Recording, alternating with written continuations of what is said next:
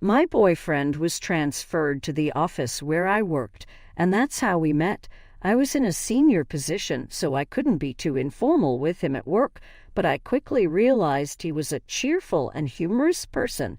We interacted a few times at formal dinners, and that made me fall for him.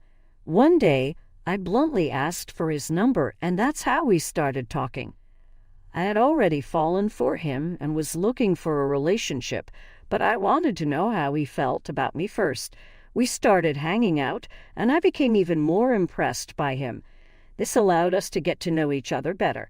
A few weeks later, he asked me out on a date. I instantly said yes, and our first date was the best day of my life. After dating for about 2 months, I suggested he move in with me so we could maintain a professional distance at the office, and because I craved to be around him. We moved in together, and we felt like the most compatible couple in the world.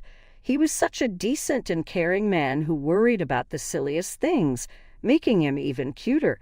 We always made sure to make each other feel special and did anything to make the other happy. My family consisted of my mom and a younger brother who lived in the same city, while his parents lived in his hometown. He had met my family several times, and they loved him as much as I did. Since his parents lived far away, I never got a chance to see them, but they knew he was dating someone from his office. My boyfriend told me his parents were strict and protective, so it wouldn't be easy for me to impress them.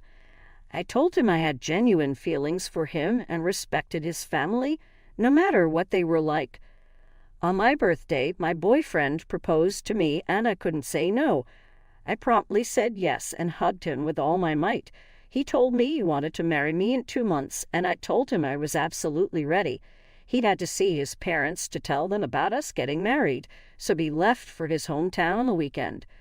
When my boyfriend came back, he looked worried and told me his family was not convinced at all. His parents were furious because he hadn't involved them or discussed it with them before proposing to me. I told him we could go and convince them. Maybe they would like me if they got to know me. My boyfriend called his parents and told them I wanted to see them, to which his mom replied she had no desire to see me and he could do whatever suited him. My boyfriend once again went to see his parents to try to get their approval, but they didn't even talk to him properly. They felt they weren't being valued and thought their son had been hypnotized because he had never made decisions on his own. My boyfriend returned and told me he didn't care about what his parents wanted because he was sure of his choice.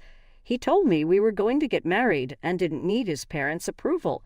We started wedding preparations, but my mom was concerned and said my in-laws could create problems later in my life. I told her I trusted my boyfriend and that if he was taking a stand, I should support him instead of adopting him. We got married in a small, intimate event that included our close friends and my family. I was the happiest bride, and I bet my husband felt like the luckiest groom. We planned to announce our wedding to my husband's parents after returning from our honeymoon. A week later, we left for our honeymoon and had the best time together. When we got back, my mom told us we had to announce our marriage to his family soon, as delaying would only make things worse. My husband called his parents and told them we got married a couple of weeks ago and couldn't wait to see them. They responded by saying that since he chose another family over them, he could stay with that family because they would never accept him as their son. This worried my husband a lot, and his parents still weren't responding to his calls. A week later, my in-laws finally responded but still spoke rudely.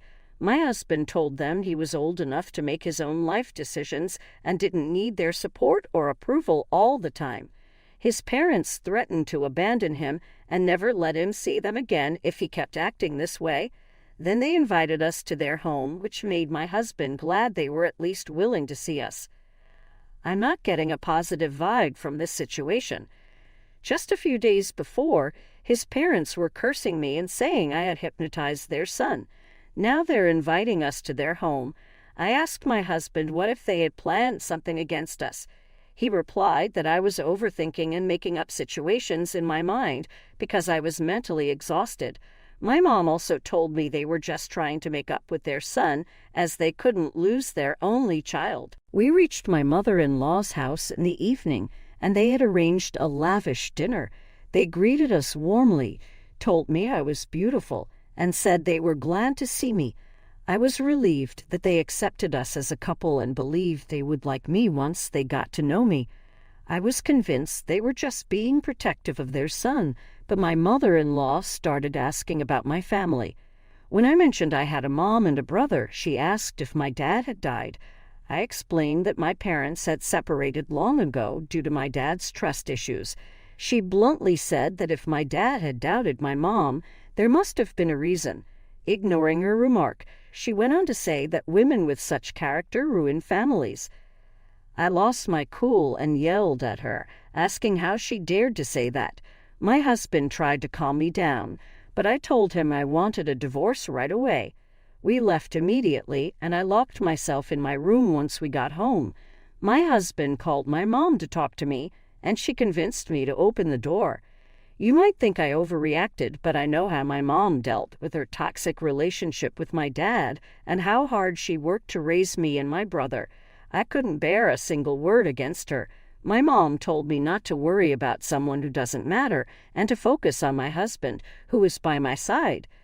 After my mom left, my husband apologized for his mom's behavior, but said I shouldn't have asked for a divorce on the spot as it hurt him. He assured me he wouldn't talk to his parents until they apologized.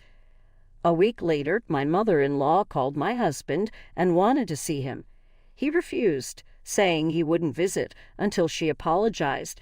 She lost her temper and accused him of being the worst son for disrespecting his parents who had sacrificed so much for him.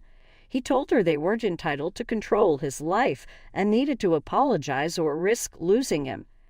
After that call, his mom kept texting, accusing me of trying to take him away from his family. I took my husband's phone, called her, and warned her to stop or face consequences. She can respond, but continued texting him to show him what kind of person I was. A few days later, my father-in-law called and apologized for the mess, admitting my mother-in-law wouldn't accept me at any cost. He said he was embarrassed by her comments about my mom and wished he could have intervened. My husband told him he understood and had no issues with him. My father-in-law asked to see my husband, and he agreed to visit on the weekend. When my husband went to see his dad, everything was fine until my mother-in-law appeared. She told my husband she would only accept me on one condition. I could never see my mom again because she believed my mom was a bad influence. This enraged my husband. He told her that if she kept being so mean, he would stop seeing her. He warned her that if she didn't mind her own business, she would end up alone. I was amazed to see my husband take such a strong stand for me and my mom. Not caring about our marriage in the face of such an insult to my mom showed his strong character. He stood by my side, refusing to let anyone belittle my mom. Dealing with my mother-in-law was challenging. She was obsessed with her son and self-absorbed, unable to see anyone else in his life. She thought she owned his life because she had raised him. My husband and I both stood up to her rudeness because she couldn't understand love and respect. My husband, 37, and I, 34, have been together for 4 years and married for 2. He has a deceased son from a previous relationship, and I have a son from my former marriage. He and my son, 16, get along fine, but don't spend a lot of time together. My husband says it's because of school, activities, friends, and homework, but I believe if he really tried, he could find the time. My husband visits his son's grave every week, spending a couple of hours there with his phone off. Last week was his son's death anniversary, and my son had a football match. I told my husband it was a perfect opportunity to spend quality time with my son. He said he had already talked to my son, who wanted to go with his friends instead. I suggested we all go together, but he insisted my son should have time with his friends, and he had to visit his son's grave on the anniversary. I figured since we had already celebrated at home, the visit wasn't necessary. He got offended, insisting that visiting the grave was essential, especially on that day. An argument ensued, and I ended up telling him he should make an effort to spend more time with his stepson. He said his son matters too, and that unless I'd lost a child, I wouldn't understand. This upset me because it felt like he was implying I didn't love my stepson as my own and was using it against me in the argument. He left and refused to answer my calls. When my son came home, I vented to him. He told me I was wrong and shouldn't be too hard on his stepdad, who clearly has a lot going on. He said he thinks I'm overreacting and being paranoid for nothing. He assured me that his stepdad does give him time and attention, but that doesn't mean they have to spend every moment together. I don't know. Despite thinking I was hard on him, I feel like he's not making a real effort to spend more time with my son. My son probably said what he did just to get me off his back, but I'm not sure and need outside opinions on this matter. I am a 20-year-old woman, and my 35-year-old sister-in-law recently asked me to dye my hair back to a natural color because my 14-year-old niece wants to dye hers like mine. I have bright blue hair and love it. I've always been drawn to the alternative style and never saw an issue until now. My niece and I are close probably because I'm an adult closer to her age. She's taken an interest in how I dress, looking up to me and drawing inspiration from me while figuring herself out. I think this is sweet. Sadly, her mother seems to have a different opinion. My niece recently started asking for some streaks in her hair, and I guess her constant attempts to convince her parents have annoyed her mother. My niece's color of choice is the same shade of blue as mine, which is why my sister-in-law is now targeting me. One day, she messaged me asking me to tone down my look because it was influencing her daughter. She said she was worried people would think her daughter was a degenerate like many kids in our generation. Obviously, I took this as an insult, because if having colorful hair means you're a degenerate, that's what my sister-in-law thinks of me. I politely told her I wasn't comfortable changing my appearance just because she wanted me to. I tried to explain that my niece was trying to become her own person. My sister-in-law got quite mad that I wasn't going to change. According to my husband, she's always had issues with being told no. She told me that as an adult in her child's life, I should want what's best for her child, and that I'm a terrible aunt and role model if I let people judge her child for copying my punkish look. I was highly offended. I love my niece, blood or not, and I like to think I'm a good role model. I try my hardest to be someone she can look up to and come to when she needs help. But apparently my blue hair makes me a bad aunt. I told my sister-in-law that my job was to be a loving support system, not necessarily a role model, and that she should talk to her daughter about what she really wants instead of attacking me.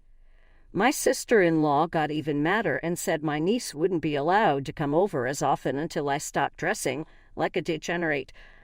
I'm heartbroken that my niece can't come over as often now, but I don't want to change who I am.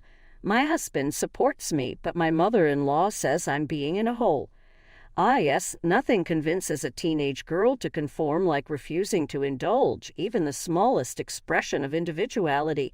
Keep doing you. I have a feeling there's more to your niece looking up to you than just the smaller age gap. Even if you change your hair color, I'll bet there are kids at school that your niece sees every day with wild hair colors. These days, everyone seems to be coloring their hair non-natural colors, and they look great. I know a 70-plus-year-old woman with purple and blue streaks in her hair who lectures at church on Sundays, too. Hair color is less permanent than piercings. Your sister-in-law is just being silly if she thinks dyeing